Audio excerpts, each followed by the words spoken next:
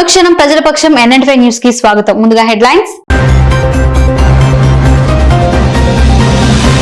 అయ్యప్ప స్వామి గుడి అక్రమాలపై విచారణ చేపట్టిన అన్నమయ్య జిల్లా environment assistant commissioner Viswanathan. Chairman మీద చర్యలు తీసుకోవాలని డిమాండ్ చేసిన ప్రజా సంఘాలు, హిందూ సంస్థలు. జనవరి 7న అనంతపురం ఆర్ట్స్ కళాశాల వద్ద ఉయ్యాలవాడ నరసింహారెడ్డి కాంస్య విగ్రహావిష్కరణ కార్యక్రమానికి తరలిరండి పిలుపునిచ్చిన ఆంధ్రప్రదేశ్ రెడ్డి సంఘం గౌరవ అధ్యక్షులు వరదారెడ్డి నారదరెడ్డి. మున్సిపల్ కార్మికుల న్యాయమైన డిమాండ్లను పరిష్కరించాలి. నిర్లక్ష్యం వహిస్తే జనసేన టీడీపీ ఆధ్వర్యంలో పెద్ద ఎత్తున ఉద్యమిస్తామని హెచ్చరించిన జనసేన పార్టీ నాయకులు రామదాస్ చౌదరి. పాలిటెక్నిక్ కళాశాల విద్యార్థిని ఆత్మహత్య. హాస్టల్ రూమ్ లో ఉరివేసుకుని బలవన్మరణానికి పాల్పడ్డ విద్యార్థిని రసజ్ఞ. ప్రజల విశ్వాసం కోల్పోయిన జగన్ మాటలు తల్లి చెల్లి నమ్మడం లేదు, ఇక ప్రజలేం నమ్ముతారని విమర్శించిన టీడీపీ రాజంపేట పార్లమెంట్ అధికార ప్రతినిధి ఆర్జే వెంకటేష్. ఇక డీటెయిల్స్ చూస్తే, పాలిటెక్నిక్ కళాశాల విద్యార్థిని ఆత్మహత్య. హాస్టల్ రూమ్ లో ఉరివేసుకుని బలవన్మరణానికి పాల్పడ్డ విద్యార్థిని రసజ్ఞ. పలమనేరు మహిళా పాలిటెక్నిక్ కళాశాల హాస్టల్ రూమ్ లో ఓ విద్యార్థిని ఉరివేసుకుని ఆత్మహత్య చేసుకున్న ఘటన గురువారం వెలుగు చూసింది. శ్రీ రంగరాజపురం మండలానికి చెందిన రసజ్ఞ పలమనేరు ప్రభుత్వ పాలిటెక్నిక్ కళాశాలలో మొదటి సంవత్సరం చదువుతోంది. గురువారం ఉదయం తోటి విద్యార్థులు కళాశాలకు వెళ్లగా హాస్టల్ గదిలో ఉరివేసుకుని ఆత్మహత్య మృతి చెందినట్లు గమనించిన తోటి విద్యార్థులు సిబ్బందికి విషయం తెలియజేశారు. పాలిటెక్నిక్ కళాశాల సిబ్బంది హుటాహుటిన పలమనేరు ఏరియా ఆసుపత్రికి తరలించగా అప్పటికే విద్యార్థిని మృతి చెందినట్లు వైద్యులు ధృవీకరించారు. సంఘటన ప్రాంతానికి చేరుకున్న డీఎస్పీ సుధాకర్ రెడ్డి పరిస్థితిని సమీక్షించారు. సిఐ చంద్రశేఖర్, ఎస్ఐ సహదేవి మాట్లాడుతూ పాలిటెక్నిక్ కళాశాల నందు రసజ్ఞ అనే విద్యార్థిని ఆత్మహత్య చేసుకున్న సమాచారం మేరకు ఘటనా ప్రాంతానికి చేరుకొని విచారించి మృతదేహాన్ని పోస్టుమార్టం నిమిత్తం ఆసుపత్రికి తరలించాము. తదుపరి దర్యాప్తు చేసి పూర్తి వివరాలు తెలుపుతామన్నారు. నిన్న క్లాస్లో అటెండ్ అయింది. ఈరోజు మార్నింగ్ ఒంట్లో బాగాలేదని చెప్పి లెటర్ పంపించింది, బ్యాక్ పెయిన్గా ఉందని చెప్పి. సరే లెటర్ తీసుకున్నాక ఒక అమ్మాయి వచ్చి చెప్పింది రూమ్ ఓపెన్ చేయట్లేదని. వెళ్ళి చూస్తే ఆ అమ్మాయి వైర్తో హ్యాంగ్ చేసుకుంది. వెంటనే తీసుకెళ్ళి గవర్నమెంట్ హాస్పిటల్లో జాయిన్ చేశాను. ఎట్లా మేడం అమ్మాయి బాగా చదువుతుందా? ఎట్లా చదువుతుంది, చాలా బ్యాలెన్స్డ్గా ఉంటుంది, వెల్ బిహేవియర్. కొంతమంది విద్యార్థులు ప్రెషర్ ఎక్కువయ్యి సూసైడ్ చేసుకుంటారు కదా మేడం, అట్లా డిప్లొమాలో ప్రెషర్ అనేది లేదు, బాగా వాళ్ళు ఈజీగానే చదువుకోగలరు. ఇది ఫస్ట్ ఇయర్ వైజ్ కాబట్టి వాళ్ళు ఏ టైప్ ఆఫ్ ప్రెషర్ ఫీల్ అవ్వరు. ఏమైనా వచ్చాయా మేడం? ఇది కుటుంబ కలహాలు లేదంటే ఇట్లా లవ్ అఫేర్స్ ఏమన్నా అట్లాంటివి? అలా ఏం లేదు, నాకేం తెలియదు. ఏం చదువుతుంది madam? A branch? Triple electrical and electronics engineering diploma. Madam తోటి విద్యార్థులతో కరెక్ట్గా ఉంది మేడం? బాగుంటుంది, గలాటం లేదు, ఏమీ లేదు. క్లాస్లో కూడా బాగా ఆన్సర్ చేస్తుంది, బాగా చదువుతుంది. అపాపది ఎవరు మేడం? శ్రీరంగరాజపురం. ఈరోజు ఉదయం సుమారు 10 గంటలకు మాకు ఇన్ఫర్మేషన్ రావడం జరిగింది. దాని ప్రకారం గవర్నమెంట్ పాలిటెక్నిక్ ఫర్ ఉమెన్, అందులో ఫస్ట్ ఇయర్ చదువుతున్నటువంటి రసజ్ఞ అనే అమ్మాయి వయసు 16 ఇయర్స్. ఈ అమ్మాయి హాస్టల్లో ఉంటుంది. ఈరోజు ఉదయం అమ్మాయి హాస్టల్లో ఉండి కాలేజీకి వెళ్లకుండా రూమ్లో హ్యాంగింగ్ వేసుకున్నట్టుగా తెలిసింది. దీనిపైన వచ్చి విచారిస్తే ఆ అమ్మాయికి 30th ఆమెది బర్త్డే ఉండింది, 31st. వాళ్ళ మదర్ వచ్చి వాళ్ళ ఊరికి పిలుచుకొని పోయింది. అమ్మాయిది సొంతూరు మధ్య దగ్గర విలేజ్. పోయి మళ్ళీ తర్వాత ఈరోజు 2వ తేదీ ఇక్కడికి కాలేజీకి రావడం జరిగింది. వచ్చేటప్పుడు ఫ్రెండ్తో పాటు అమ్మాయి హాస్టల్కి రావడం జరిగింది వాళ్ళ ఊరు నుంచి. వచ్చేటప్పుడు అమ్మాయికి కొద్దిగా బాడీ పెయిన్స్ ఉన్నట్టుగా పక్కన ఫ్రెండ్తో చెప్పింది. ఈరోజు నాకు బాడీ పెయిన్స్ ఉన్నాయి, నేను కాలేజీకి పోనని చెప్పి పర్మిషన్ లెటర్ కూడా ప్రిన్సిపాల్కి ఇవ్వడం జరిగింది. ఆ అమ్మాయితో పాటు దాదాపు 10 మంది పిల్లలు అదే రూమ్లో హాస్టల్లో ఉంటున్నారు. వాళ్ళందరూ కూడా ఈరోజు కాలేజీకి వెళ్ళడం జరిగింది. ఈ అమ్మాయి వెళ్లకుండా రూమ్లో ఉండి ఒక బట్టలు ఆరేసుకునే తాడుతో ఫ్యాన్కు హ్యాంగింగ్ వేసుకొని చనిపోయింది. చూసి ప్రిన్సిపాల్ వీళ్ళందరూ కూడా చూసి సూపరింటెండెంట్ వాళ్ళంతా ఇమీడియట్గా కార్లో హాస్పిటల్కి షిఫ్ట్ చేయడం జరిగింది. హాస్పిటల్కి షిఫ్ట్ చేసిన తర్వాత అక్కడ బ్రాడ్ డెడ్ అని చెప్పడం జరిగింది. వాళ్ళ పేరెంట్స్కు ఇన్ఫర్మేషన్ కూడా ఇచ్చాము. వాళ్ళు వచ్చిన తర్వాత ఇంకా మిగతా విషయాలు తెలుస్తాయి. అది వచ్చేసి దర్యాప్తు చేయడం జరుగుతుంది. చంద్రశేఖర్, కాలేజీలో ఏమైనా వేధింపులు ఇలాంటివి? అవన్నీ అదే పక్కన ఫ్రెండ్స్ రూమ్మేట్స్ అందరిని అడిగాము, అవన్నీ ఏమీ లేదు. అమ్మాయి కూడా ఎవరితో ఏం చెప్పింది అంటూ తెలియదు. బాడీ పెయిన్స్ వరకు చెప్పింది. పక్కన ఫ్రెండ్స్ని విచారిస్తే కొద్దిగా ఇంట్లో కూడా ఏదో మనీ ప్రాబ్లమ్స్ ఉన్నాయని మాత్రం చెప్పింది. ఈ 2 విషయాలు మాత్రం తెలిసినాయి. వాళ్ళ పేరెంట్స్ వస్తే ఇంకా మిగతా విషయాలని కూడా తెలుస్తాయి. సీఎం జగన్మోహన్ రెడ్డి మాయ మాటలను ఆయన తల్లి చెల్లె నమ్మరు, ఇక ప్రజలేం నమ్ముతారంటూ టీడీపీ రాజంపేట పార్లమెంట్ అధికార ప్రతినిధి ఆర్జే వెంకటేష్ ఎద్దేవా చేశారు. గురువారం స్థానిక తెలుగుదేశం పార్టీ కార్యాలయంలో ఏర్పాటు చేసిన సమావేశంలో ఆయన మాట్లాడుతూ పదవులు, అధికారం ఎవరికీ శాశ్వతం కాదన్నారు. అధికారం కోసం తల్లి చెల్లిని పక్కన పెట్టిన ఘనత జగన్మోహన్ రెడ్డికే దక్కుతుందన్నారు. ఎప్పుడైతే ఈ ఇద్దరిని పక్కన పెట్టి పాలన సాగించాడో అప్పుడే ప్రజలలో కూడా ఆయనపై ఉన్న నమ్మకం పోయిందన్నారు. తప్పుడు వాగ్దానాలు, అమలు కాని హామీలతో గద్దెనెక్కిన ప్రజలను మోసం చేశాడని విమర్శించారు. ప్రజాద్రోహి జగన్కు రోజులు దగ్గర పడ్డాయని, వచ్చే ఎన్నికలలో ఓడించి ఇంటికి పంపేందుకు జనం సిద్ధంగా ఉన్నారని వివరించారు. సార్వత్రిక ఎన్నికల నేపథ్యంలో టికెట్ల కేటాయింపులో సిట్టింగ్ ఎమ్మెల్యే, ఎమ్మెల్సీ, సీనియర్ నాయకులకు అన్యాయం చేస్తున్నాడని తప్పుపట్టారు. దాంతో వైసీపీ శ్రేణులు పెద్ద సంఖ్యలో టీడీపీలో చేరుతున్నట్లు వివరించారు. వైసీపీలో వలసలు మొదలయ్యాయని, దీంతో తెలుగుదేశం పార్టీకి జనబలం పెరుగుతున్నట్లు స్పష్టం చేశారు.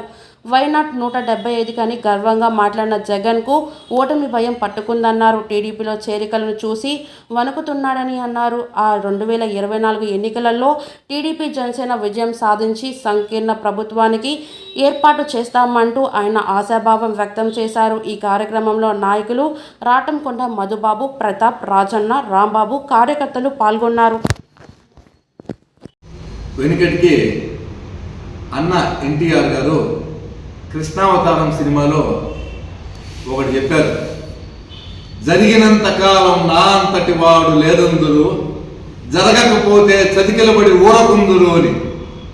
ఇది అక్షరాల మన రాష్ట్ర ముఖ్యమంత్రి జగన్మోహన్ రెడ్డి గారికి వర్తిస్తుంది. జరిగిన కాలంలో వైనాట్ 175 మొత్తం నేనే అని చెప్పన్నాడు. అన్ని నియోజకవర్గాల్లో గెలుస్తున్నాం మనము అని చెప్పాడు. అధికారాంతమందు చూడవలే అయ్యే సౌభాగ్యములని ఈ 100 రోజులు ఎలక్షన్లకు వచ్చే టయానికి ఈరోజు వైఎస్ఆర్సీపీ పరిస్థితి కుడితిలో పడ్డ ఎలకలాగా తయారైపోయింది. అక్కడ ఉన్నటువంటి ఎమ్మెల్యేలు, ఎమ్మెల్సీలు పలోరు క్యూ కడుతున్నారు. తెలుగుదేశం పార్టీలోకి వలసలు వస్తున్నారు. సీనియర్లు రామచంద్రయ్య గారు ఎమ్మెల్సీ, అదేవిధంగా దాడి వీరభద్ర, అనకాపల్లి నుండి వీరభద్ర గారు, వీళ్ళందరూ కూడా నేను తెలుగుదేశం పార్టీలో చేరారు. ఈరోజు ఆయన టికెట్లు మారుస్తాను అని చెప్పి ఎమ్మెల్యేలను ట్రాన్స్ఫర్ చేస్తున్నారు.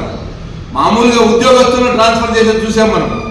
ఎమ్మెల్యేలను, మంత్రులు పక్క నియోజకవర్గాలకు ట్రాన్స్ఫర్ చేసేది ఈ చరిత్రలో ఇప్పుడే చూస్తున్నాం. ఈ నియోజకవర్గానికి పనికిరానటువంటి వ్యక్తి పక్క నియోజకవర్గంలో ఏ రకంగా పనికొస్తాడో అర్థం కావడం లేదు. ఈ విధంగా చాలా అధ్వాన స్థితికి వైఎస్ఆర్సీపీ పరిస్థితి దిగజారిపోయింది. నిన్న రాజమండ్రిలో ఆయన చెప్తున్నాడు, మా కుటుంబంలో కలహాలు రేపుతున్నారు, కలహాలు పెట్టడానికి సిద్ధపడుతున్నారు. అయ్యా జగన్మోహన్ రెడ్డి గారు, నీ కుటుంబంలో కలహాలు పెట్టడానికి ఎవరు సిద్ధంగా లేరు. నీవు వదిలిన బాణం నీ చెల్లి షర్మిలమ్మ అది చుట్టేసుకుంటూ వచ్చి నిన్ను వెంటాడుతా ఉంది. నిన్ను వెంటాడి నీలో దిగిపోయేదానికి ఆ బాణం. మున్సిపల్ కార్యాలయం ఎదుట 2వ రోజు ధర్నా నిర్వహిస్తున్న మున్సిపల్ కార్మికుల నిరసనకు సంఘీభావంగా ధర్నాల్లో పాల్గొని సంఘీభావం తెలిపిన జనసేన నాయకులు రామదాస్ చౌదరి. ఈ సందర్భంగా తమ న్యాయమైన డిమాండ్ల పరిష్కారం కోసం ఏఐటియుసి ఆధ్వర్యంలో కార్మిక సోదరులు దీక్షలో 2వ రోజు పాల్గొంటున్నారని, వారికి మదనపల్లి జనసేన పార్టీ తరఫున సంపూర్ణ మద్దతు తెలియజేస్తున్నామని అన్నారు.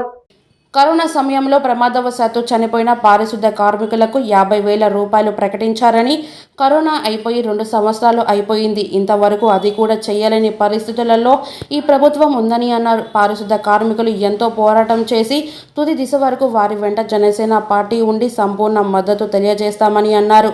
అలాగే రాబోయే రోజులలో జనసేన టీడీపీ సంకీర్తన ప్రభుత్వం ఏర్పాటు కాగానే వీరి డిమాండ్లను పెద్దలు పవన్ కళ్యాణ్, నారా చంద్రబాబు నాయుడు దృష్టికి తీసుకువెళ్లి మున్సిపల్ కార్మికులకు న్యాయం చేస్తామని హామీ ఇచ్చారు. ఈ కార్యక్రమంలో ఉమ్మడి చిత్తూరు జిల్లా ప్రధాన కార్యదర్శి జంగల శివరాం, రాష్ట్ర చేనేత విభాగ ప్రధాన కార్యదర్శి అడపాన్ సురేంద్ర, పట్టణ అధ్యక్షులు నయని జగదీష్, రూరల్ ఉపాధ్యక్షులు చంద్రశేఖర్, రాజారెడ్డి, పట్టణ సెక్రటరీ నాగవేణి, పట్టణ ప్రధాన కార్యదర్శి ఆదినారాయణ, లవన్న, పట్టణ ప్రధాన కార్యదర్శి నవాజ్, పట్టణ సెక్రటరీ జనార్దన్, సెక్రటరీ అర్జున, చంద్రసర్ నరేష్, దినకర్, సత్య తదితరులు పాల్గొన్నారు.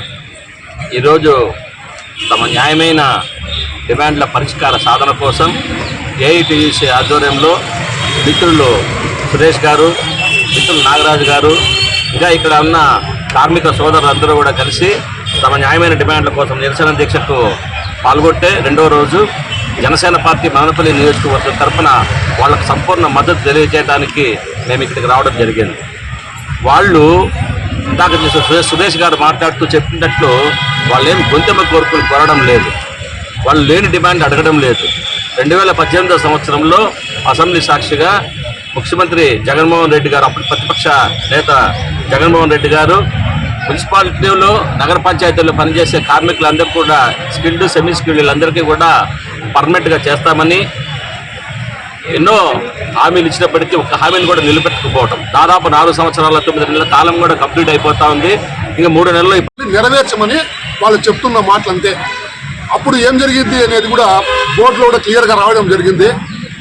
అందరికీ కూడా సమాన వేతనాలు ఇవ్వమని, టెంపరీ వర్కర్స్ వద్దు పర్మనెంట్ చేయమని, మళ్ళీ ఏదన్నా అసంఘటిత సంఘటనలు అంటే కాలువలు క్లీన్ చేసేప్పుడు లేదంటే రోడ్లు క్లీన్ చేసేప్పుడు యాక్సిడెంటల్గా ఏదైనా డెత్ అయితే సుప్రీంకోర్టు ఆర్డర్సే ఉంటాయి 30 లక్షలు ఇవ్వమని, అది నెరవేర్చమని.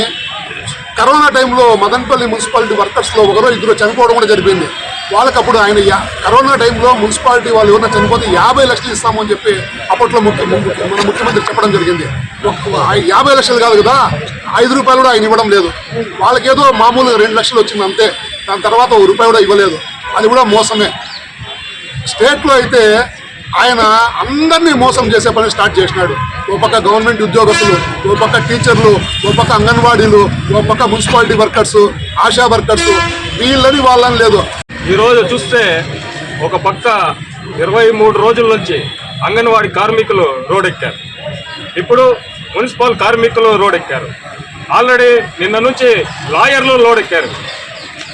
ఈ ప్రభుత్వం ఎంతమంది మాకు మీరు ఇచ్చిన హామీలు నెరవేర్చమని రోడ్డెక్కి డిమాండ్ చేస్తుంటే ఈయన మటుకు ఆడుదాం ఆంధ్ర అని మంత్రులతో ఆటలాడుకుంటా ఉన్నాడు. ఈయన నువ్వు ఏం ఆడుకోవాలయ్యా ఆంధ్రతో? నువ్వు ప్రభుత్వంలో రాగానే 6 నెలలు ఇసుక లేకుండా భవన నిర్మాణ కార్మికులతో ఆడుకున్నావు. ఉద్యోగాలు ప్రతి ఇయర్ జాబ్ క్యాలెండర్ ఇస్తానని నిరుద్యోగులకి ఉద్యోగ అవకాశాలు కల్పించకుండా నిరుద్యోగులతో ఆడుకున్నావు.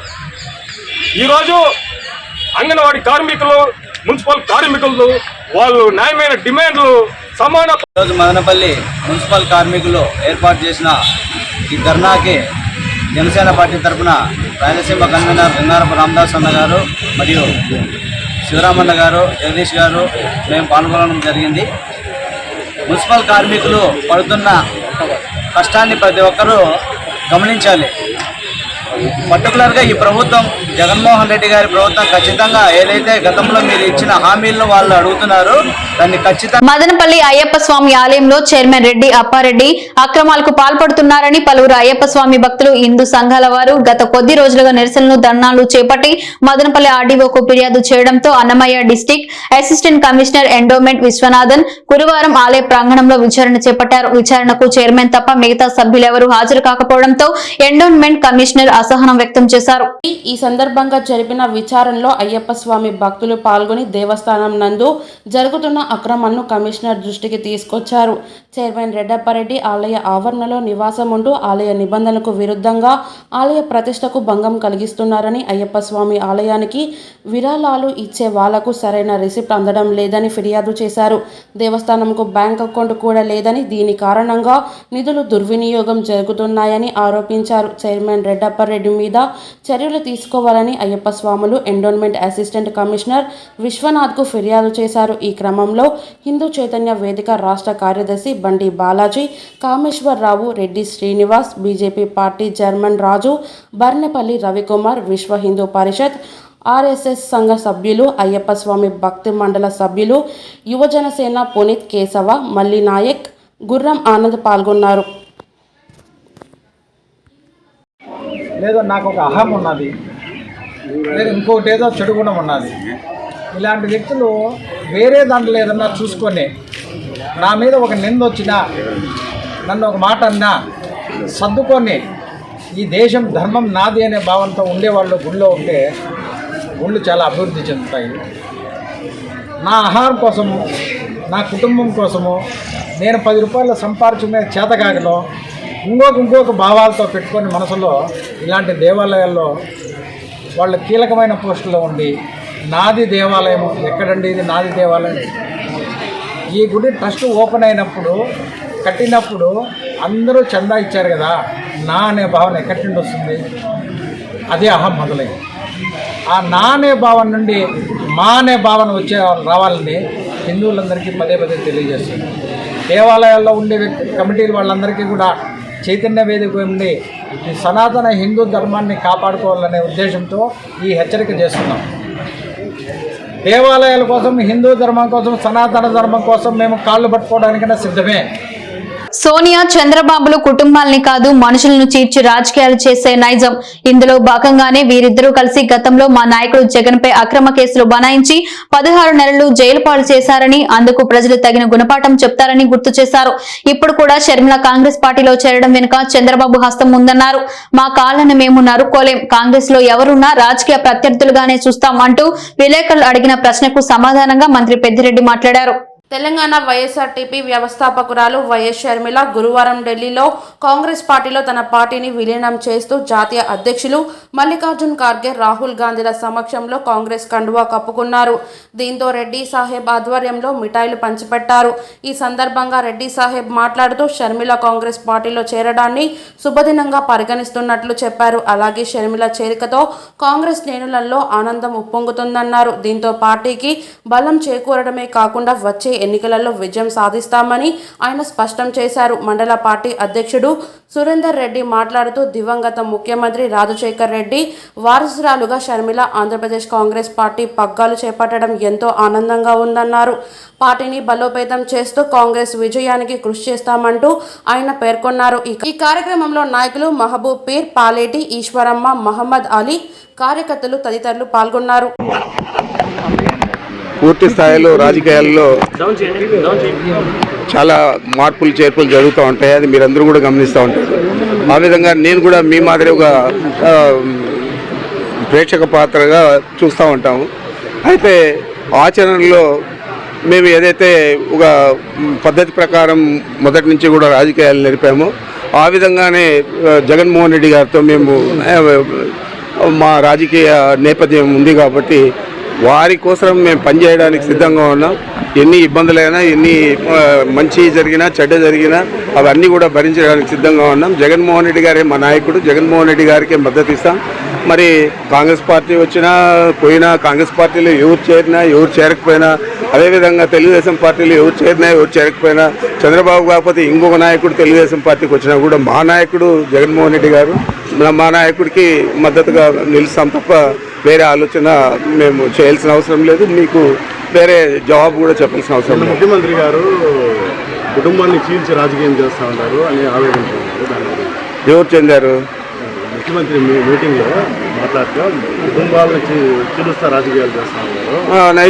ఆ నైజం సోనియా గాంధీది, ఆ నైజం చంద్రబాబు నాయుడు గారిది.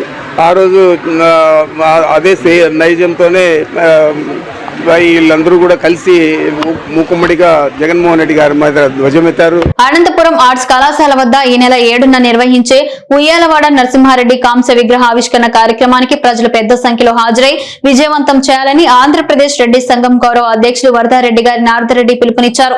గురువారం స్థానిక ప్రెస్ క్లబ్ లో కరపత్రాలను ఆవిష్కరించారు. ఈ సందర్భంగా ఆ సంఘం గౌరవ అధ్యక్షులు వరదారెడ్డి గారి నారదారెడ్డి మాట్లాడుతూ స్వతంత్ర సమర యోధుడు, రెడ్డి కులస్తుల ముద్దుబిడ్డ, ఆంగ్లేయుల్ని తరిమికొట్టి గడగడలాడించిన ఉయ్యలవాడ నరసింహారెడ్డి కంస విగ్రహావిష్కరణ కార్యక్రమాన్ని నిర్వహిస్తున్నట్లు తెలిపారు. రాష్ట్ర కార్యదర్శి నాగిరెడ్డి మాట్లాడుతూ ఉద్యమ పోరాటాలతో రెడ్డి కులస్తులలో స్ఫూర్తిని నింపిన ఏకైక నాయకుడు ఉయ్యలవాడ నరసింహారెడ్డిని కొనియాడారు.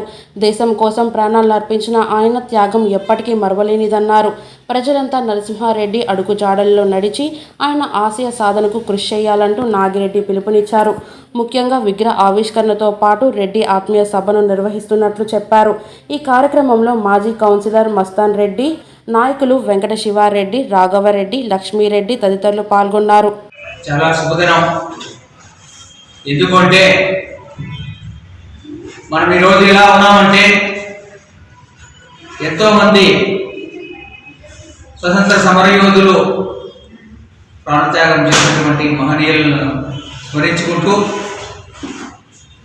మదనపల్లి ఏరియా అంటే 40 తాలూకు సంబంధించి ఏరియా క్లబ్ మీట్ జరగడానికి కారణం ఏంటంటే ముఖ్యంగా గతం గురించి తెలియని వాళ్ళు ఎప్పటికీ కూడా ముందుకు పోలేనటువంటి సమాజం అయిపోతుందనే ఉద్దేశంతో ఈ రెడ్డి సంఘం ఐక్యత ఏర్పడాలనేటువంటి ఉద్దేశంతో మేమంతా కూడా కృషి చేస్తున్నాం. మా వంతు వృతాభక్తి అన్నట్లు మేము చేస్తున్నాం. ఈ యొక్క స్వతంత్ర సమరయోధులు అయినటువంటి ఈ యొక్క విగ్రహం చూడండి. ఆ రోజు ఉయ్యాలవాడ నరసింహారెడ్డి గారు వారి యొక్క ఉరికుమానికి తీసి కొన్ని సంవత్సరాల కాలము ఆ యొక్క తల అక్కడే ఉన్నది. అంటే దాన్ని తీసేటువంటి ధైర్యం లేనప్పుడు కూడా మన వీర నాయకులు వీర రాజులు అయినటువంటి అందరూ కూడా స్వాతంత్రం కోసం పోరాటం చేస్తూ మనం ఈరోజు చల్లగా హాయిగా ఉన్నాం.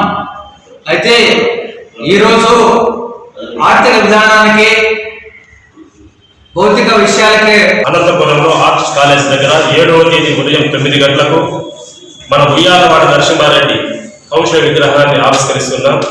కాబట్టి ఇదంతా కూడా మన రెడ్డి కులస్తులకు కానీ మన రెడ్డి బంధువులకు కానీ ప్రతి ఒక్కరికి ఇది చాలా గర్వకారణమైన విషయం. అంటే మన భావితరాలను ముందు మన రెడ్డి ఇలా స్వతంత్ర పోరాటంలో కావచ్చు, మన రెడ్డి ఇలా ముందు ఇలాంటి గొప్ప కార్యక్రమాలు చేశాడు దానికి నిదర్శనం మన ఉయ్యాలవాడ నరసింహారెడ్డి. భావితరాలకు తెలియజెప్పాలా ముందు తరంలో ఏం జరిగినాయి, వాళ్ళు ఏం చేశారు, మనం ఎలా బ్రతకాలా, మన సమాజంలో మనం ఎలా అన్ని తెలుసుకొని మనము వాళ్ళ నడవడికలో కావచ్చు. ఇప్పుడున్న సమాజంలో ప్రతి ఒక్క యువత కానీ జరిగిన గతం మర్చిపోయారు, ఇప్పుడు పాజిటివ్ గానే ఉండిపోయారు. కాబట్టి ముందు జరిగిన ఈ కార్యక్రమాలు కావచ్చు, స్వతంత్ర పోరాటం కావచ్చు, ఉయ్యాలవాడ నరసింహారెడ్డి గారి చరిత్ర వాళ్ళు మనం బతికించే వాళ్ళు రెడ్డి యొక్క పొందు మనం చేస్తే ఎలాంటి మనం చెడిపోము అన్నటువంటి ఒక ప్రముఖమైన ముద్ర ప్రతి కులస్తులోనే ఉంది. కారణం ఏమంటే రెడ్డి అనేవాడు తన యొక్క ఆస్తులు అమ్ముకుంటాడు కానీ ఒకరి దగ్గర యాచించడు. తన ఆస్తులు అమ్మేనా ఒకరికి పెట్టి ఈ దేశాన్ని ఈ సమాజాన్ని కాపాడేటువంటి చరిత్ర ఎంతో మంది రెడ్డిలో ఉంది. ఇక రాజకీయంలో కూడా ఎస్పెషల్లీ మన ఆంధ్రప్రదేశ్లో కావచ్చు, యావత్ భారతదేశంలో కావచ్చు, ఎంపీలు కావచ్చు, ఎమ్మెల్యేలు కావచ్చు, అందరూ కూడా రెడ్లు అనేవాళ్ళు ప్రముఖ స్థానంలోనే ఉన్నారు. ప్రముఖ స్థానం ఉన్నటువంటి రెడ్లు ఎక్కడైతే ఎక్కువగా ఉన్నారో అక్కడ పరిపాలన కూడా సజావుగా సాఫీగా జరుగుతుంది. ఒక ఆంధ్రప్రదేశ్ తీసుకుంటే ఎంతో మంది ముఖ్యమంత్రులు అయినారు.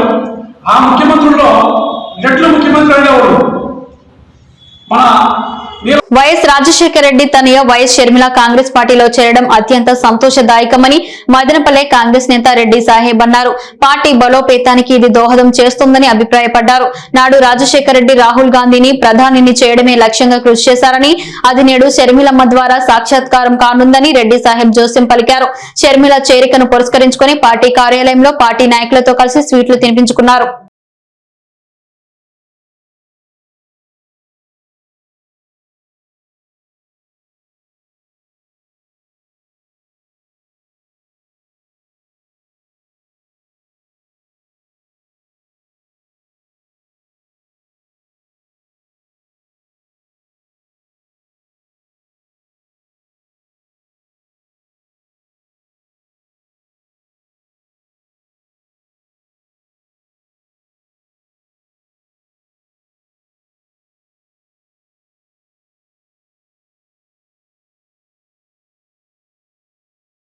అనుక్షణం ప్రజల పక్షం NN న్యూస్ ఇంతటితో సమాప్తం. తిరిగి రేపటి బులెటిన్ లో మళ్ళీ కలుసుకుందాం. అంతవరకు సెలవు, నమస్కారం.